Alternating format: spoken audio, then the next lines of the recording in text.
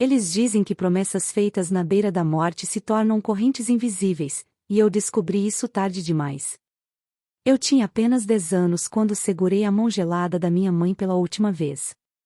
Ela tremia, tossia sangue e me sussurrava, entre as sombras daquela construção abandonada que fingíamos chamar de casa: "Não deixe que separem vocês três. Prometa, Lara. Prometa." E eu prometi. Com a voz embargada, com o coração disparado e com o medo que só uma criança entende, o medo de ficar sozinha. Agora, 4 anos depois, cumpro essa promessa com o peso de um adulto sobre meus ombros magros. Cuido de Matias e Nilo como uma mãe cansada. E ainda sou apenas uma menina que não sabe mais brincar. A madrugada é um bicho faminto. Ela rasga qualquer sonho com o choro fino de um bebê. Matias chorava sem parar fazia horas, e eu já não tinha leite suficiente para enganar sua fome. O pote de fórmula roubado estava vazio fazia 2 dias, e tudo o que restava era uma reza mal costurada nos meus lábios rachados. Quando o céu começou a clarear, meus pés já estavam gelados sobre o concreto áspero. Nilo dormia sobre uma coberta furada, agarrado a um boneco velho que a mamãe costurara com retalhos. "Fica quietinho, Matias." "Mamãe volta logo", murmurei, colando meu rosto no seu, tentando enganar o frio. Não sou mãe dele, mas sou tudo o que ele tem. A poucos quarteirões dali, outro mundo despertava sem notar minha existência. Janelas altas, café quente, carros pretos passando por ruas limpas. E lá estava ele, Daniel Montenegro, dono de metade dos prédios que arranhavam o céu da cidade. Um homem que nunca soube o que é acordar com fome ou dormir abraçado ao medo. Naquela manhã, Daniel acordou atrasado. Um contrato milionário precisava da sua assinatura antes do meio-dia. Ele nem reparou na camisa amarrotada ou na barba por fazer. O celular vibrava na sua mão como uma coleira invisível, só números, lucros, expansão, acionistas. Nenhum choro de criança perfurava aquele vidro de riqueza. Enquanto isso, meus pés descalços cruzavam calçadas cheias de pressa. Com Matias pendurado de um lado, procurei rostos gentis, procurei moedas soltas, procurei uma alma que me olhasse como humana, mas ninguém tinha tempo de enxergar a sujeira na minha testa ou o tremor na minha voz. Quando o sol já queimava minhas costas, parei em frente à padaria do Sr. Alfredo. Ele não gostava de mim, mas gostava de parecer bondoso na frente dos clientes ricos. "Dona Sara tá aí?" Perguntei para a mulher gorda que carregava sacos de farinha para dentro. Ela não respondeu. Virou as costas como quem enxota um cão magro. O portão rangeu e Alfredo saiu, ajeitando o bigode oleoso. Olhou Matias, olhou minha roupa rasgada, depois olhou para dentro, certificando-se de que ninguém via. "De novo aqui, menina?" "Só um pouco de leite, por favor." Ele não para de chorar. Ele suspirou fundo. Parecia mais irritado do que comovido. Pegou uma caixa pequena, meio amassada, e a empurrou na minha direção. "É a última vez. Minha mulher já não quer mais saber de dar esmola para vagabundo." Eu não discuti. Agarrei a caixa, murmurando um "Deus te pague" que ele nem ouviu. Corri de volta até nossa toca de concreto, minha promessa ardendo nas veias. Nilo ainda dormia, o rosto avermelhado, tossindo de leve. Seu corpo era tão quente que parecia uma brasa viva, um aviso sussurrado de que algo estava errado.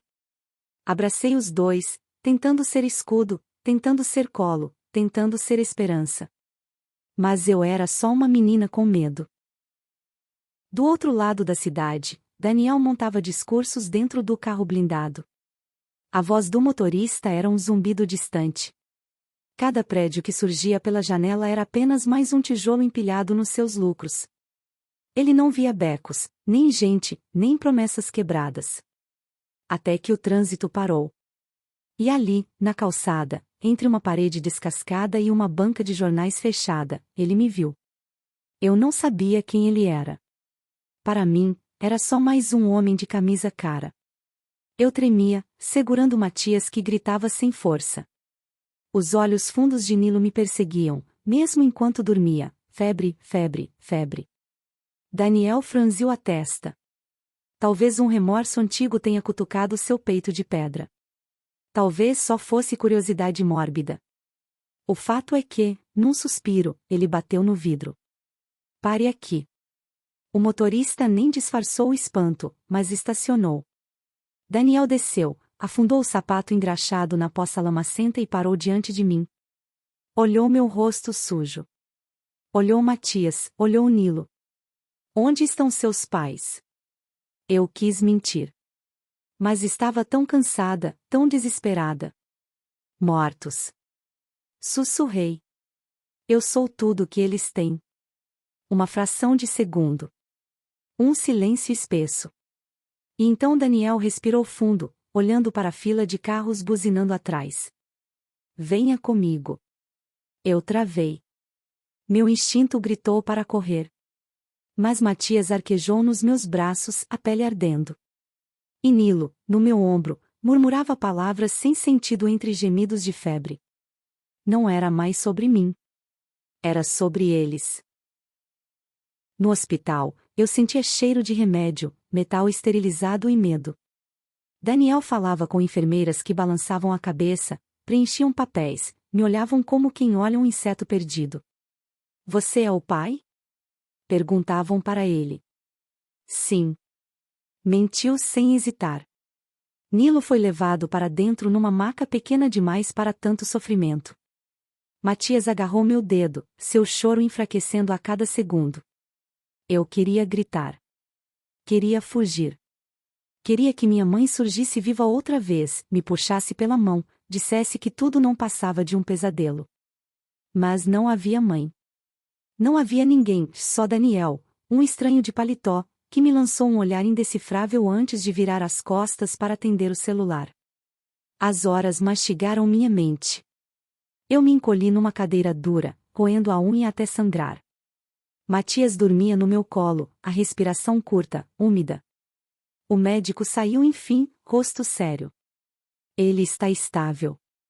Mas precisa de cuidados, comida, remédios. E você, mocinha, de descanso. Daniel assentiu, nem me perguntou se eu concordava. Quando dei por mim, estava outra vez dentro do carro dele. O vidro era tão limpo que parecia não existir. Do lado de fora, a cidade acenava suas luzes, indiferente. Para onde estamos indo? Perguntei com a voz falhada. Ele olhou pelo retrovisor. Por um instante, vi pena no seu rosto. Para casa. Casa. Engraçado, não? Eu não sabia mais o que era isso. Quando a mansão engoliu minha imagem refletida nas janelas brilhantes, entendi que estava entrando em outro planeta. Piso quente, cheiro de bolo recém-assado, móveis que valiam mais do que minha vida toda. Matias foi posto numa cama macia, tão grande que ele sumiu sob os cobertores. Nilo estava na clínica anexa, rodeado de médicos que repetiam que tudo ficaria bem. Eu fiquei parada na porta do quarto, imóvel, como um fantasma. Daniel falava baixo com uma mulher gorda de avental, que me lançou um sorriso tímido. Chamava-se Dona Rosa. Foi ela quem me deu um prato de sopa. Foi ela quem pegou minha mão trêmula e disse: Agora você descansa, pequena. Aqui ninguém vai separar vocês. Mas eu sabia. Sabia que promessas são frágeis, que adultos mentem para dormir em paz. Naquela noite, estiquei meu corpo num colchão de penas.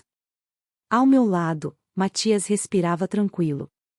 A febre, por ora, vencida. Fechei os olhos, tentando acreditar que o pesadelo acabará. Mas uma parte de mim gritava que a escuridão nunca vai embora, ela só espera a próxima rachadura para rastejar de volta. E assim, na primeira noite em que dormi sob um teto firme, um pensamento me manteve acordada. Eu prometi, mamãe. E vou prometer de novo, ninguém vai nos separar. Nem este homem rico, nem médicos, nem paredes de ouro. Se ele tentar, eu fujo. Eu faço qualquer coisa. Porque sou Lara. E sou o escudo deles. Mas eu não sabia que este homem também tinha suas promessas enterradas. E que a escuridão dele era muito maior que a minha. Eu queria acreditar que aquela casa era um porto seguro.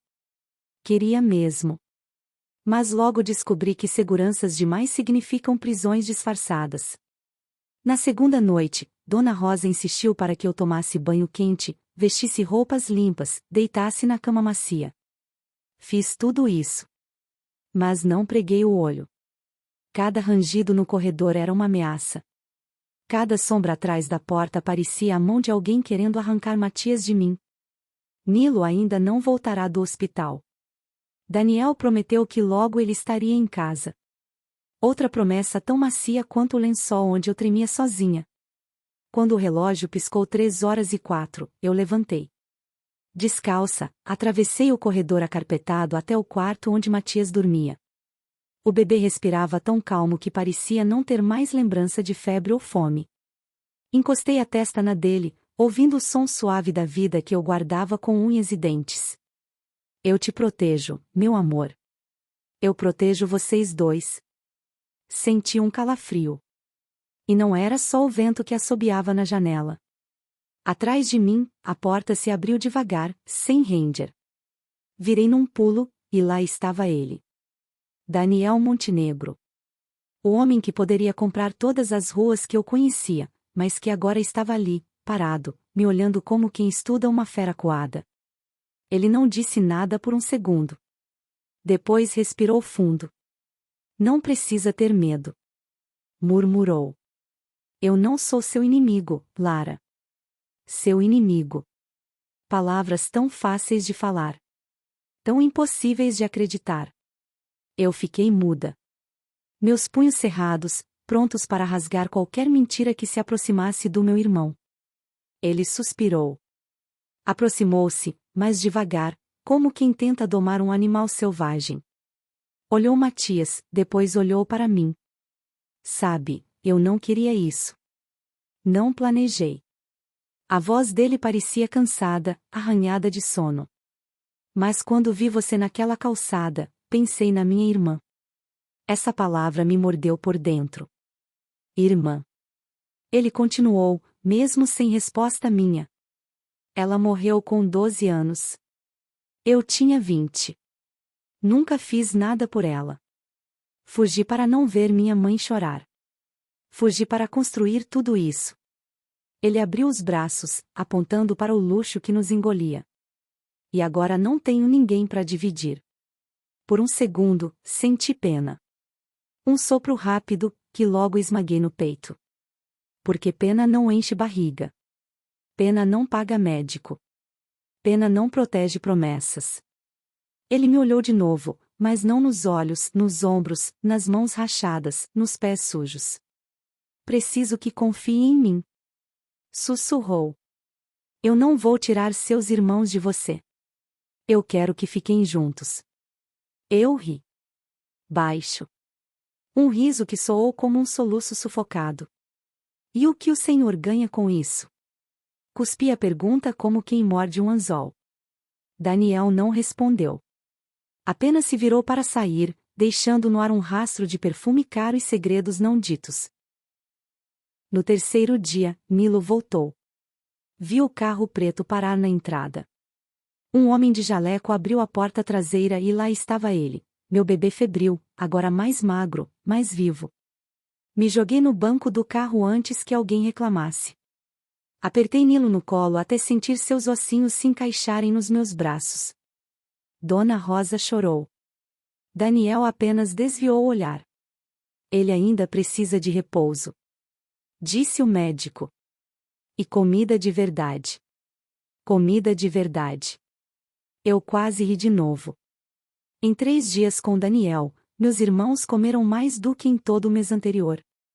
Mas meu estômago ainda vivia em guerra com a memória da fome. À noite, nós 3 dormimos na mesma cama. Matias de um lado, Nilo do outro. Eu no meio, sentindo o calor de cada respiração como se fosse uma muralha contra o mundo. Foi na semana seguinte que entendi o que Daniel temia mais do que a minha desconfiança, as perguntas dos outros. Certo dia, uma mulher apareceu na sala de visitas. Tinha cabelos tingidos de loiro e um sorriso tão pontudo quanto suas unhas. Sentou-se na poltrona branca e cruzou as pernas devagar, espalhando perfume doce pelo ar. Então são esses os pobrezinhos? Disse, fitando meus irmãos como se fossem bichos exóticos. Daniel pigarreou, sem encarar meu olhar de faca. Amanda, não estamos aqui para discutir isso agora. Ela ignorou. Veio até mim, agachou-se à minha frente. Puxou uma mecha do meu cabelo, examinou como se eu fosse um rato de laboratório. Você sabe quem eu sou, garotinha? Perguntou, seu hálito azedo roçando meu rosto. Eu não respondi. Matias, no meu colo, resmungou de sono. Nilo se agarrou na minha cintura. Ela riu. Um som seco, oco. Eu sou a noiva do Daniel. E não acho que ele precise de lixo humano rondando a casa dele. A raiva queimou minha garganta. Mas antes que eu dissesse qualquer coisa, Daniel a puxou para longe. Sussurrou algo no ouvido dela, não ouvi, mas vi o rosto dela se contorcer num ódio silencioso. Ela saiu pisando forte, batendo a porta com um estalo que ecoou pelos corredores. Quando ficou só o silêncio, encarei Daniel. Ele parecia menor. Ou talvez fosse a primeira vez que eu via rachaduras no seu castelo de confiança. Não ligue para Amanda. Disse, sem firmeza. Ela não entende. Eu levantei devagar, ainda segurando Matias. Fui até ele, olhei dentro dos olhos dele. Se ela voltar e tentar levar a gente, eu arranco os olhos dela. Sussurrei. Daniel não riu. Também não discutiu. Apenas assentiu, como quem sabe que não se faz acordo com uma loba. Os dias seguintes foram uma dança estranha. Eu fingia que confiava nele, ele fingia que não tinha medo de mim. Mas à noite, quando o sol se escondia, eu ouvia passos do outro lado da porta. Às vezes era Dona Rosa, trazendo leite morno, tentando ser mãe de quem já não tinha mãe. Às vezes era Daniel, parado no corredor, respirando pesado, como se quisesse bater, pedir perdão, fugir, tudo ao mesmo tempo. Uma noite, decidi abrir a porta de surpresa. Peguei Daniel espiando a fresta, com a mão erguida como se fosse bater. Ele congelou, ridículo na sua camisa de dormir cara. Vai me expulsar amanhã? Perguntei. Minha voz era uma faca embainhada. Ele abaixou a mão, enfiou nos bolsos do pijama. Não. Então o que quer aqui? Daniel hesitou. Parecia menino, não homem. Queria ver se estavam bem. Gaguejou. Eu não sabia o que fazer com isso. Com aquela vulnerabilidade que não combinava com a lenda que eu tinha pintado na cabeça. Fechei a porta na cara dele. E por dentro, escorreguei até o chão, abraçando meus joelhos. Pela primeira vez em muito tempo, chorei sem barulho. Não de medo. Não de fome. Mas de confusão. A confusão virou rotina. De manhã, Daniel saía para reuniões que eu não entendia. À tarde, ele voltava com sacolas de brinquedos, livros, roupas. Não era para mim, era para os meus meninos. Eu nunca pedia nada, mas ele comprava mesmo assim. Matias começou a brincar, a gargalhar. Nilo recuperou as bochechas redondas, falava meu nome como se fosse oração. E eu? Eu via tudo de dentro de uma redoma. Um animal selvagem num zoológico 5 estrelas. Até que uma noite acordei com gritos. Gritos de homem. Voz de Daniel, áspera, misturada com estalos de garrafas quebrando. Corri pelo corredor. Abri a porta da sala. E ali, no chão de mármore, vi meu salvador, meu carcereiro, meu protetor, caído, bêbado, chorando sobre fotos antigas. Fotos de uma menina pálida, de olhos claros como os dele. A irmã que ele não salvara. Ele ergueu os olhos vermelhos para mim. Vocês são tudo que eu não consegui proteger. Eu deveria ter sentido pena. Mas tudo o que senti foi medo. Porque naquele instante eu soube, não era só ele que nos mantinha aqui. Nós também mantínhamos ele inteiro. E isso era perigoso. Na manhã seguinte, preparei minha fuga. Roubei comida da cozinha. Escondi leite em garrafinhas. Vesti Nilo e Matias com roupas quentes. Esperei Daniel sair, e esperei Dona Rosa cochilar. Quando o portão automático rangeu, peguei meus meninos no colo, um de cada lado. Empurrei a porta dos fundos. O ar frio da liberdade mordeu meu rosto. Eu prometi, mamãe. Eu prometi. Mas dei 2 passos, só 2, antes de ouvir aquela voz. Não faça isso, Lara. Daniel estava parado na sombra do muro, com olhos que não eram de homem, eram de fera ferida. E então eu soube, ele também tinha promessas. E se eu fugisse, quebraria todas. Ele avançou. Eu apertei Nilo no peito, Matias contra meu ombro. Meus ossos gritaram. Se tentar fugir de novo, a voz dele roçou meu ouvido, fria, quase carinhosa, eu vou atrás. Até o fim do mundo. Eu fechei os olhos. E pela primeira vez, tive certeza, a escuridão não estava do lado de fora. Estava dentro de casa. Dentro dele. Dentro de mim. Eu aprendi rápido a não correr. Depois daquela noite, Daniel não trancou portas. Não aumentou os muros. Não chamou seguranças extras. Ele não precisava. Eu sabia que se tentasse de novo, seria pior, para mim, para Matias, para Nilo. E eu não podia pagar esse preço. Assim, virei prisioneira de um palácio. Minhas grades? O rosto sereno dos meus irmãos dormindo sobre lençóis de algodão egípcio. A cada risada deles, eu engolia minha rebeldia como um remédio amargo. Dona Rosa, coitada, fingia não ver. Às vezes, sussurrava para mim enquanto me entregava pratos de sopa quente. Ele não é mau, Lara. Só não sabe amar direito. Eu não respondia. Porque no fundo, sabia que ela dizia a verdade. Daniel não era mau como um monstro de contos de fadas. Era pior, era um homem quebrado tentando colar suas rachaduras com a gente. Os meses mastigaram as estações. A casa mudou de cheiro, de hospital para berçário, de berçário para jardim de infância. Matias brincava, ria. Nilo falava frases inteiras, chamava Daniel de pai, sem medo. Eu assistia. Sempre assistia. De longe. Com as costas coladas na parede, pronta para me atirar na frente de qualquer ameaça. Daniel tentava. E como ele tentava. Comprava livros para mim, insistia para que eu estudasse, oferecia professores particulares. Eu aceitava tudo, mas dentro de mim, uma voz repetia: não esqueça. Você é o escudo. Você é a promessa. E então veio o dia em que a máscara rachou de novo. Uma tarde, encontrei Daniel na biblioteca.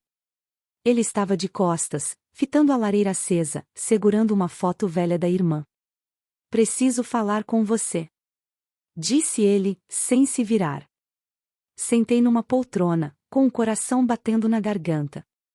Os assistentes sociais querem uma decisão. Continuou, a voz grossa. Querem saber se vou adotar vocês oficialmente ou se devo entregar para uma família substituta. Ele girou devagar, me mostrando o rosto cansado. Se eu assinar os papéis, vocês nunca mais vão embora. Serão meus para sempre. Eu devia ter sentido alívio. Eu devia ter agradecido. Mas o gosto na minha boca era de ferrugem. Eu me via acorrentada para sempre a um homem que me devia tudo, mas que eu não devia nada. E se eu não quiser? Perguntei, a voz arranhando minha garganta. Daniel sorriu, mas seus olhos ficaram de vidro. Não é mais uma escolha, Lara. Você sabe disso. Você mesma prometeu. Senti as palavras como um tapa. Ele sabia. Sabia da promessa que eu sussurrei na testa fria da minha mãe. Sabia que eu não quebraria. Só quero proteger vocês. Disse, quase suplicando. Eu nunca tive ninguém. Não me deixe sozinho de novo. Eu me levantei, sem piscar. Não é você quem está sozinho, Daniel. É a sua irmã. É ela que você quer trazer de volta usando a gente. Ele deu um passo à frente. Eu recuei, mas não tirei os olhos dele. Eu sou Lara. Não sou ela. Nunca vou ser. Ele esticou a mão, parou no ar, como se quisesse tocar meu rosto. Mas desistiu. Um dia, disse, com a voz quebrada, você vai entender. Saí dali antes que meu ódio me engasgasse. Naquela noite, decidi não fugir. Mas decidi lutar de outro jeito. Quando Matias dormiu, quando Nilo se aconchegou no meu braço, eu deixei as lágrimas rolarem em silêncio. Jurei outra promessa. Eu vou crescer. Vou estudar. Vou ser mais esperta que ele. E quando puder, vou soltar a gente. Nem que eu precise destruir tudo para isso. Era eu contra ele. Eu contra a casa. Eu contra os fantasmas que nos vigiavam dos corredores. O tempo virou aliado. Daniel me matriculou numa escola particular. Eu chegava em casa com mochilas pesadas de livros. Passava noites acordada, devorando cada página. Professores particulares iam e vinham. Alguns me chamavam de prodígio. Eu deixava. Melhor que me chamassem de prodígio do que de órfã. Na frente de Daniel, eu sorria. Chamava-o de Senhor. Dizia obrigada. Por dentro, construía um castelo de segredos, notas escondidas, contatos de advogados, e-mails que eu enviava da biblioteca quando ninguém via. Eu tinha 16 anos quando consegui o que precisava, um tutor legal que aceitava guardar meus documentos. Tudo em segredo. Daniel não desconfiava. Ele pensava que ainda era o herói de uma fábula que ele mesmo escreveu. Coitado. Foi numa madrugada que tudo desabou de novo. Acordei com Matias aos prantos. Corri até o quarto dele. Daniel já estava lá, ajoelhado ao lado da cama, tentando acalmá-lo com voz tremida. Quando me viu na porta, estendeu os braços. Ajuda ele, Lara. Por favor. Ele só se acalma com você. Aquela frase me perfurou. Porque era verdade. Matias só confiava no meu cheiro. No meu colo. No meu toque. Eu era tudo. Peguei Matias no colo. Ele se aninhou, soluçando baixinho. Passei a mão em seus cabelos, murmurando velhas cantigas que a mamãe cantava. Daniel me olhou como quem olha um milagre. Viu? Disse, quase chorando. Você é a mãe dele. Você é tudo. E foi ali que eu percebi a tragédia, eu era tudo que ele tinha. E isso era um grilhão tão pesado quanto qualquer cela. Quando Matias dormiu, deixei-o na cama. Daniel estava encostado na parede, ofegante. Eu vou embora um dia. Sussurrei, cravando meus olhos nos dele. Você sabe disso. Ele balançou a cabeça, desesperado. Não vai. Eu não deixo. Eu não sou sua irmã. Não sou seu troféu. Ele deu um soco na parede. O som fez eco. Matias se mexeu no sono. Eu não me mexi. Você é minha família. Gritou, baixo, rouco. Eu te fiz minha família. E eu vou desfazer isso. Foi a última coisa que disse antes de sair do quarto, engolindo meu próprio medo. Os meses seguintes foram um jogo perigoso. Daniel ficou mais tenso, mais possessivo. Instalou câmeras. Aumentou os muros. Mandou embora Dona Rosa quando ela ousou me passar recados. Mas eu era paciente. Paciência é a arma dos lobos. No meu aniversário de 17 anos, na mesma noite em que Daniel organizou um jantar ridículo para celebrar a família, eu executei meu plano. Esperei ele beber o quinto copo de vinho. Esperei Matias e Nilo adormecerem no sofá. Peguei o celular que ele largou sobre a mesa, bloqueei as câmeras. Roubei as chaves do carro do motorista. Enfiei meus meninos dentro do porta-malas, embrulhados em cobertas. Liguei o motor com as mãos tremendo, o peito rasgando de medo. Pisei fundo. Atravessei o portão de ferro antes que alguém gritasse. No retrovisor, vi Daniel na varanda. Ele gritou meu nome, uma prece, uma maldição, uma ferida aberta. Mas eu não parei. Eu nunca mais parei. Hoje faz 2 anos desde aquela fuga. Vivo numa cidade que ele nunca vai encontrar. Trabalho de manhã, estudo de noite. Matias já vai na escolinha. Nilo joga futebol, é bom aluno. Eu carrego 3 empregos, 3 corações. Daniel ainda manda cartas. Nunca abro. Talvez um dia ele venha me buscar, mas vai encontrar outra Lara, mais feroz, mais livre, mais impossível de dobrar. Eu sou a promessa da minha mãe, cumprida até o último sopro. Sou o escudo. Sou a muralha. Sou o fim da escuridão dele, e o início da minha própria luz. E se algum dia meus filhos de promessa me perguntarem quem foi Daniel Montenegro, direi a verdade. Ele foi o homem que me ensinou que o amor, quando amarra, vira corrente. E que corrente nenhuma é forte o bastante para conter quem nasceu para voar.